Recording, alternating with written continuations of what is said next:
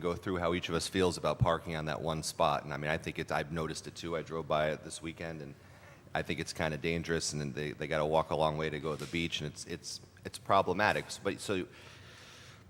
But what you heard tonight is that we cannot enact an ordinance to do anything about it because it's not our road. Simple. So you can talk to us all night about the issue, but we can't do anything about it. It's got to go to the state. So you got to contact Representative Azzanaro and Senator Algier and the DOT. We can help facilitate that, but that's all we can do. But we have to take a 20,000-foot view. I like to step back sometimes and look at the causes of all these issues. And, you know, Jack, you hit it on the head with we've taken the town up a notch. You know, Taylor lives here now. It's great. I like it, but it causes issues. And the Ocean House is gorgeous, and it generates a ton of tax revenue for our town, which keeps the rest of our taxes at bay. It's a truth, but it costs us in other areas. Tourism in the summer, I'm in the tourist business, generates thousands of jobs in our town and millions of dollars in revenue, and a couple of $1 million directly into the general fund from hotel tax, meal tax, state beach parking revenue. So the town has to step back and say, well, how do we address it then? Because this is what's happening to us. It's always been a tourist destination. Albert Einstein used to vacation here, and that was back when there was a trolley. So the town has to step back and say, look, you know, luckily a few years ago when we did the trolley thing, there was some monies that came available. The Chamber of Commerce stepped up, the Business Association stepped up, and we made it happen for like 4 weeks, which wasn't a good enough run.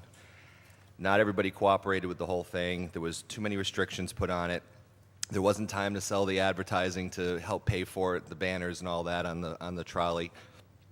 And so we did the best we could with the time we had. But that needs to be resurrected, and it's going to need to be paid for by the town. I mean, if it's going to work. So you have to step back and say, okay, we generate X amount of $1 million from this traffic that comes to our town.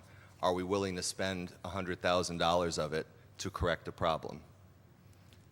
Because, you know, what people will sit here during the budget cycle and say, oh my God, we're going to spend $100,000 on a trolley, that's stupid. But think about it from 20,000 feet.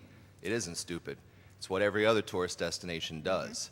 And so we've got to look at things like that, look at the parking lots that may or may not be available for us to purchase, and it may not make sense in one area of town, but if you think about it from a trolley point of view and keeping the traffic flowing through the 3 or 4 parts of Westerly that people come to visit, it does make sense. So we really need to step back and look at how to address the problem in a long-term way and how to make our town more accessible for everybody, and then not put the residents who pay the taxes, put the burden on them as far as having to deal with all these people parking on streets that, you know, for years have not had any cars on them. And I understand. Pat, you know, I agree with your logic on the whole thing. I really do. You know, I mean, they're public streets. And so just because nobody's ever parked there, and then they all of a sudden start parking there, it's still a public street. So if you can't stop them from parking there, even though it's kind of archaic that they would park there and walk like a mile to the beach and it's a safety issue and all that,